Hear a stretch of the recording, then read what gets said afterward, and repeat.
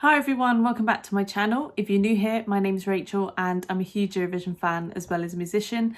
And in today's video, the time has finally come, and I know it's been a couple weeks, for me to tell you my top 10 for this year's Eurovision Song Contest.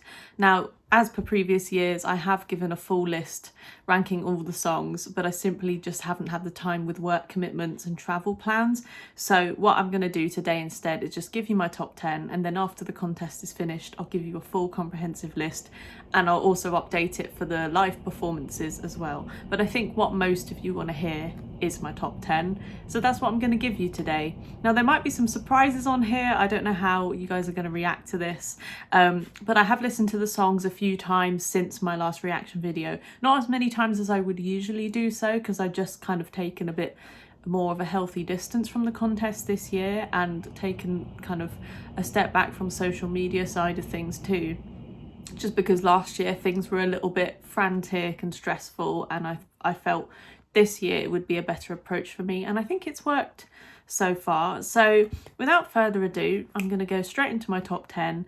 I'm not going to give scores for these because I want to give the proper scores when I give you my full list after the contest.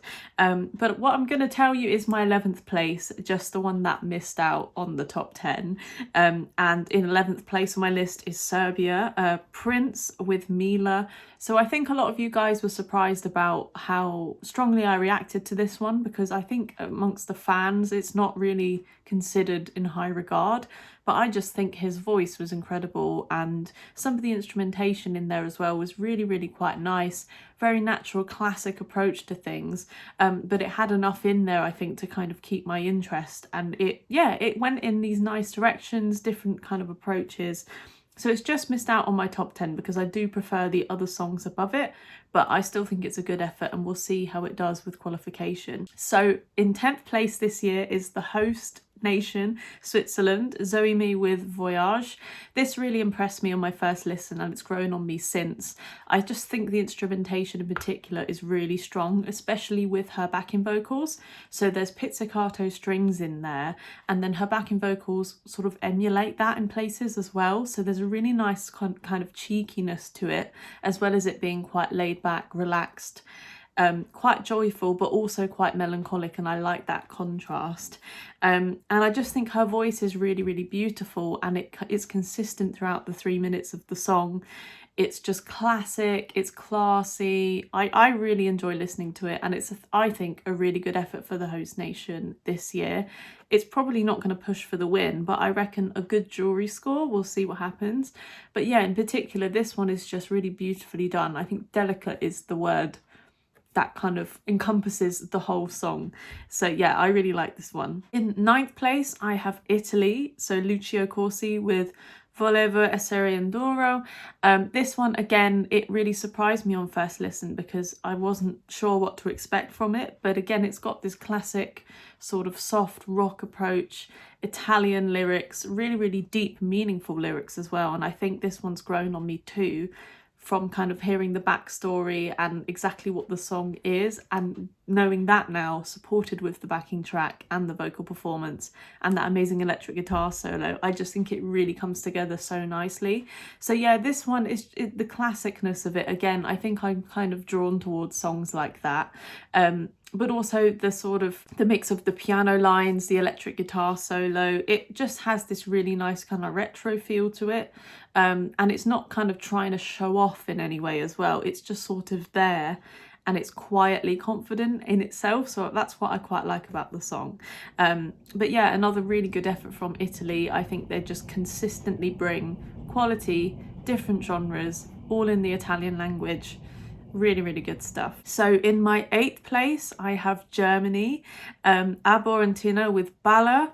I hope I pronounced that one correctly, because people said in the comments it's not baller, Rachel. But yeah, I think this one is just really good in terms of the electronic side of things.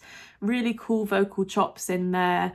And I think her vocals in particular are really nice, and the way that the vocal line has been edited, so it sounds like her natural voice, but then the chops and the way that in the chorus it just flickers in the track is really cool, and it just seamlessly blends in together.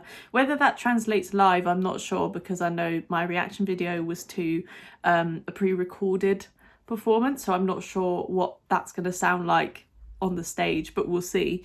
But yeah, it's a different direction for Germany. It's experimental, it's sort of forward thinking, but it's also quite chart friendly and palatable. And then you've got the cello line in there as well, so you've got a little bit of a classic element. I really like it, and I think it's kind of a nice change for Germany. They might actually do quite well this year, we'll see. I prefer it to last year, and I think it's, you know, it's one to watch, so we'll see what happens with this one. But I'm really pleased that they're in my top 10 this year. In 7th place, no surprise here, but we have Portugal. Napa with Deslocado. I think this is just a gorgeous song, really well written. It's got this sort of indie soft rock approach to it. It's in Portuguese, and it has all these nice instrumental elements in there, so really lovely lush guitar lines and bass lines, and then that piano in there too is really, really beautiful, something to behold. It's really, really nice.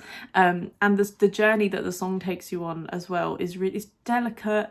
It's again quietly confident, and it's not trying to kind of score points with anyone, but it's just like a showcase of good musical talent, a nice kind of chemistry as a band on stage. I really like that, and I hope that they keep kind of bringing the same sort of vibe each year. Portugal is always just sort of there, sending something interesting, not trying too hard, and I like that. So again, this year, really high, top quality stuff. In 6th place, similarly to what I just said about Portugal, is Lithuania. So Catharsis with Tavoakis. I saw them perform this live at the London pre-party, which was really, really interesting as well. Because again, they were on stage, they were confident, they weren't trying too hard to impress as well, which I liked. But this one just has a really dark, melancholic dystopian feel to it, a sort of harkening back to Muse. I kind of compared them to Muse and the Yeah Yeah Yeahs. It's a sort of hybrid in my eyes of those two bands, but it has this dark brooding energy which I love. And it, like in my reaction video when I listened to this for the first time, I didn't pause the song until quite late on, because the song was just, I got swept up in the journey it was taking me on, and it didn't have any of these anchor points, which I liked. It was a very open structure, and it was just like a big crescendo and a big kind of build up throughout the whole song. So that was really, really cool, and it's just grown on me since, just listening to it over and over.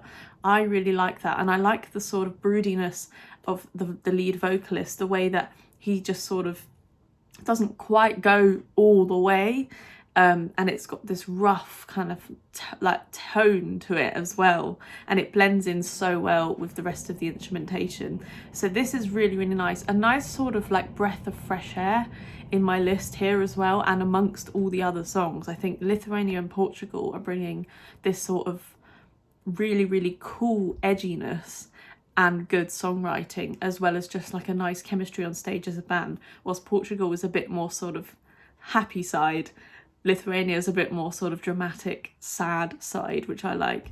So it's cool, and we'll see how this one does. I'm not sure how it's going to kind of come across to people watching it for the first time, but I'm hoping that the juries see kind of the merits of this one as well, because I think it's just a really well-crafted piece of music. And in 5th place, no surprise here, I have Belgium, so Red Sebastian with Strobe Lights. A lot of you have been stuck around my channel for a few years now will know that I absolutely love techno, and I absolutely love Belgian, particularly Belgian Eurotrance music. When I was little, I used to listen to all that sort of stuff on these CDs I had as a kid, just sort of like banging my head to all this like really high tempo trance music, and you can see what it's done to me now. But I really, really like this one. I think it's cool. His voice is just incredible. It kind of goes to these extremes, like really, really low in the song, and then it kind of crescendos to these really high notes, and he performs them really well. Again, at the pre-party, this came across quite well to me, and I just like kind of how the synth has been designed. It just sounds like super retro, but it also feels quite modern, and it feels like they've not tried to kind of put all their eggs in one basket and try and sound old. Like it's taken that old kind of sound from the early 2000s, late 90s, but it's updated it so that it does sound fresh as well, and I think they've really hit the nail on the head with that. So this I'm excited about in terms of the live performance, because the song's called Strobe Lights. I do expect a lot of strobe lights, but I think when you have a really good pyro, a really good sort of stage design, camera angles, all synced up with the music, this kind of song can come alive even more. So I'm really excited to see how this one looks, because the national final performance was particularly strong, so we'll see. But yeah, I really like this one, and yeah, I feel like the song was just made for like me as a listener. This is perfect. In fourth place I have Finland, Erika Vikman with eachother. This one just makes me laugh when I listen to it. Again, like I said, I love techno. This hits the nail on the head for me. But I like the chord progressions in particular with this one. They kind of extend a little bit in places, especially in the chorus. It doesn't kind of contain itself to one key. It does explore other areas, and I think that's why the song kind of feels like it's got a lot of life to it as well, because it really doesn't feel restricted. And then at the end you get that tempo change. It accelerates so much, and it's, you know, tied into the whole kind of backstory and meaning of the song as well, which I like. There's a sort of like sonic element that ties in with the idea of eachother. So yeah, it's great, and I think it's performed really well by her. She's an experienced performer. At the pre-party, I thought this kind of got the crowd going. It was great to watch, and again, a really strong entry from Finland. Will this push for the win? I'm not sure at this stage. It could, but it's got to have a high score with the juries. I can see the public getting behind this. And you've kind of got the gimmicky, cool thing of the prop on stage at the end as well. So that could be quite a memorable talking point. So we'll see. But yeah, I think it's really, really good. And we'll see how this does. In third place, now top three, I have Austria. This is AJ with Wasted Love. My initial reaction to this one, I just went crazy, and I chucked something behind me, like I just did there. Poor old toothpaste. I just thought it was incredibly well performed. In the music video, it was all studio cut. Just the way we went from this sort of opera sound, his voice changed halfway through in the song. Equally really well sung parts of the song as well. He didn't lose the quality of his voice when he went operatic, and then at the end it just goes techno, but it doesn't feel stark. I think it really works because they have this build-up section just before it goes techno, which introduces the tempo change and creates a bit of drama and a little bit of tension. And I think it really works quite well. Whether this translates on stage is a different ball game, I think. I've seen from the rehearsal clips, they're going for a sort of floating boat idea, which kind of links to the music video. At the pre-party, this didn't really translate to the crowd at all. The crowd kind of felt a bit flat, especially in the techno portion, which I thought was interesting. I think Iceland had a stronger reaction than Austria, which was weird. So we'll see how this one does, but I think musically really strong, really, really touching lyrics. It gives you goosebumps. The way that he performs this as well, I think it will impress juries just because of the vocal range, the charisma and the talent he has. So we'll see. But yeah, if it wins, I won't be surprised, but I think there's another song that could topple this one. So we'll see. So we come to my top two. I think you guys might have a guess as to what is coming next. So in second place, I have Latvia, Tautumeitas with Berman Lamy. I love this song. I think it's so beautiful. The visuals of it and the music quality tie together so well in the national final. All of their vocals blend so well. It's really experimental, the kind of changes in the dynamics, all of the harmonies, the way that the song moves in the 3 minutes. It's unlike any other song in the competition. I'm excited to see how this one does. I can see it not qualifying, but at the same time I can see it doing really well. And if it qualifies, I hope the juries lap this one up. It's really, really, really strong. So different from everything else we've got. And yeah, so much polyphony in there. I love a bit of polyphony in a song. If you don't know what that is, it's when you've got lots of layers of music interweaving together instead of moving in blocks, and that's what their vocals do in this. So interesting.